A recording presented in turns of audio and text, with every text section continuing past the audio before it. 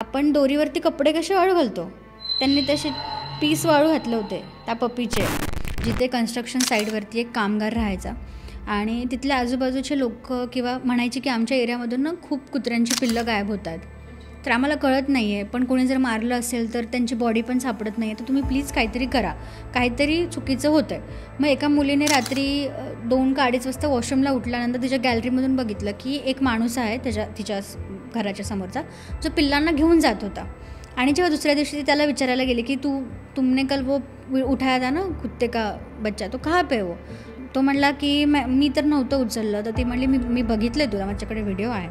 मग त्याने तिला नीट उत्तरच नाही दिलं. मग तिने मला कॉल केला की मॅम असं काहीतरी आहे आणि मला खूप डाऊट येतो आणि तो त्यांच्या घरामध्ये पण मला येऊ देत नाही आहे. पत्र्याचं त्याचं शेड होतं. मग मी त्यांना म्हणलं ठीक आहे. मग आम्ही गेलो आणि त्याची बायको होती घरामध्ये आणि ती स्वयंपाक बनवत होती. मग मी तिला सांगितलं की काय आहे म्हणलं कुकरमध्ये. तर ती म्हणली चिकन आहे. तर मला ठीक आहे बघू. तर आम्ही जेव्हा बघितलं तेव्हा चिकनचे पीस फार डिफरंट दिसतात आणि बाकीचं तर मला डाऊट आला. मग आम्ही सगळी टीम घेऊन गेलो होतो. मग मी माझ्या टीम मेंबरला म्हणलं की तू मध्ये जाऊन बघ. आम्ही आत गेलो तर आपण दोरीवरती कपडे कसे वाळू घालतो, त्यांनी तसे पीस वाळू घातले होते त्या पप्पीचे. म्हणजे पाय, डोकं, हात.